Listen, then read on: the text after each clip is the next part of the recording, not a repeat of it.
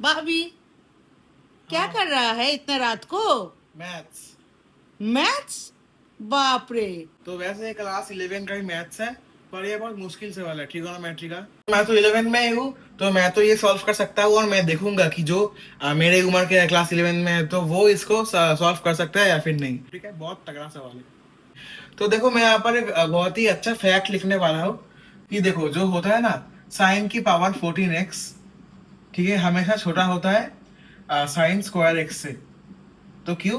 क्योंकि sine x का value -1 से 1 में लाई करता है। तो उनमें से आप कोई भी नंबर उठा लो, उसका पावर 14x कर दो और उसका स्क्वायर कर दो, तो आप देखोगे कि पावर 14x हमेशा छोटा है। ऐसा थोड़ी है कि जिसका पावर 14x, जिसका पावर ज्यादा, वो हम हर समय बड़ा होगा। तो आप कर सकते हो ऐसा। और cos 31x cos square x से छोटा होता है। तो cos x का भी जो डोमेन है, मतलब जो रेंज है, तो वो क्या आएगा? वो -1 से 1 आता है। तो उसमें से भी आप कोई भी नंबर उठा के पावर 31 करके देख सकते हो, वो हमेशा cos स्क्वायर x से छोटा ही आता है। तो ये क्या है? ये मैंने एक फैक्ट लिखा। अरे भाभी इतना बकबक मत कर, सम तो शुरू कर। अरे, कर तो रहा हूँ। तो ये क्या कर देंगे, तगड़ा कॉन्सेप्ट आता है कि ये देखो, ये इसको हम बोलते हैं इनइक्वालिटी। तो दो अगर इनइक्वालिटी हमारे पास है, तो और वो अगर सेम डायरेक्शन में है, तो हम उसको ऐड भी कर सकते हैं। तो देखो, डायरेक्शन सेम है, तो हम क्या करेंगे, इन दोनों को ऐड कर देंगे। तो साइन की पावर 14x प्लस कॉस की power 31x is smaller than equals to sine square x plus cos square x का वैल्यू में सबको पता है 1 होता है। तो अभी देखो, हमें क्या निकालना है? हमें x की वैल्यू निकालना है जहां पर ये एक्सप्रेशन ट्रू हो। तो देखो, हमारे पास क्या है? साइन की पावर 14x प्लस कॉस की पावर 14x 1 के बराबर होना चाहिए। और हमें क्या पता है? ये हम फैक्ट वैक्ट लिख के हमें पता चला है कि साइन की पावर 14x और कॉस की पावर 14x 1 होगा या फिर 1 से छोटा होगा। तो देखो, यहाँ पर 1 होने के लिए मतलब ये क्या है? Less than equals to. तो हमें यहाँ पर क्या है? लेस देन नहीं होल्ड करवाना है, हमें इक्वालिटी होल्ड करवाना है।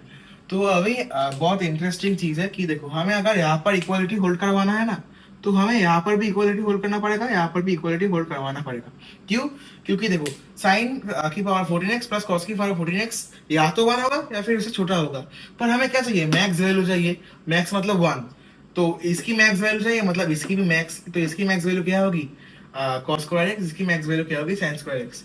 तो हम अभी करेंगे कि इससे हमें पता चला है कि साइन की पावर 14x को साइन स्क्वायर एक्स के बराबर होना पड़ेगा, और कॉस की पावर 31x को कॉस स्क्वायर एक्स के बराबर होना पड़ेगा। तो अभी हमें ढूंढना पड़ेगा कि कौन कौन से x में ये होता है। तो इसको जब हम सॉल्व करेंगे, तो हमारे पास इसको लेफ्ट हैंड साइड में ले आते हैं। तो लेफ्ट हैंड साइड में लाने के बाद ये ऐसा कुछ होगा। तो अभी यहाँ से साइन स्क्वायर एक्स कॉमन ले लेते हैं।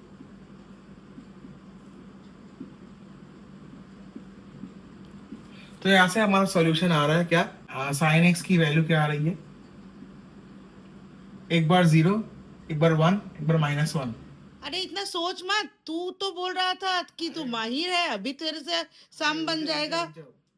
यहाँ पर सॉल्व करने के बाद हमारे पास आ रही है साइन एक्स की वैल्यू 0, 1 या फिर -1, और कॉस एक्स की वैल्यू आ रही है हमारे पास 0 या फिर 1। तो यहाँ पर हमें क्या करना पड़ेगा? किसी भी एक को उठाओ, या फिर साइन एक्स या फिर कॉस एक्स। तो साइन एक्स जब 0 होगा, तो साइन एक्स कब 0 होता है? वो क्वाड्रेंट लिख लो या फिर वो एंगल लिख लो, है ना। तो देखो, साइन एक्स कब 0 होता है? तो देखो, जब हम साइन एक्स की वैल्यू 0 लेंगे, तो यहाँ पर क्या आएगा? कॉस एक्स की वैल्यू आएगा 1। तो ये हमारा हो गया कॉस एक्स का वैल्यू 1। और जब हम साइन एक्स की वैल्यू -1 या फिर 1 लेंगे, फर्क नहीं पड़ता, क्योंकि यहाँ पर पावर इवन है। तो पावर 14 करने के बाद आंसर 1 ही आएगा। तो 1 प्लस कॉस की बात 31x इक्वल्स टू 1। तो 1 1 कटेगा, तो कॉस की बात 31x इक्वल्स टू 0। और cos x की बात, तो इससे कंफर्म होता है कि हमने cos x का भी वैल्यू ठीक निकाला है, sin x का भी वैल्यू ठीक निकाला है। अभी हमें क्या करना होगा? x की वैल्यू निकालना होगा। तो अभी मैंने उसी स्टेप को लिख लिया है। क्या?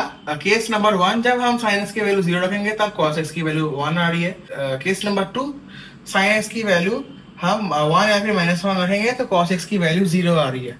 तो अभी हमें एक क्वाड्रेंट ढूंढना होगा जहां पर sin x की वैल्यू 0 आता है और cos x की वैल्यू 1 आता है। एक एंगल ढूंढना होगा।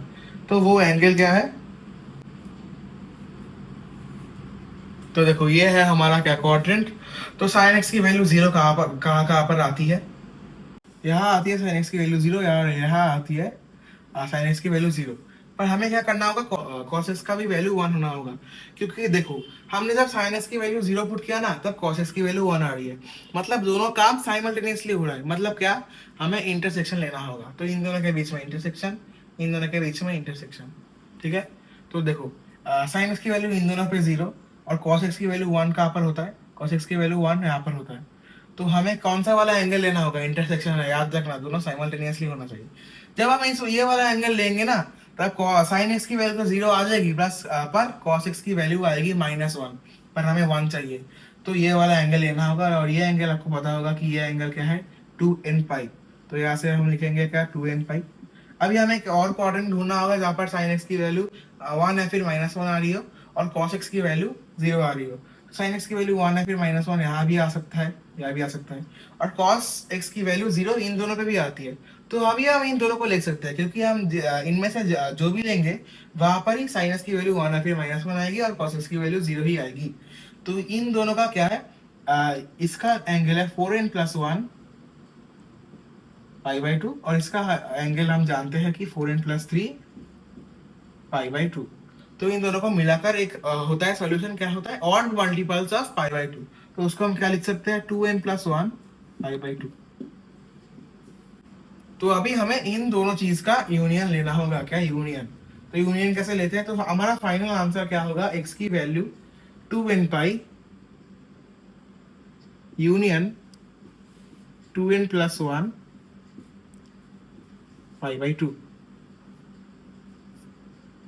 और ये हमारा होगा आंसर।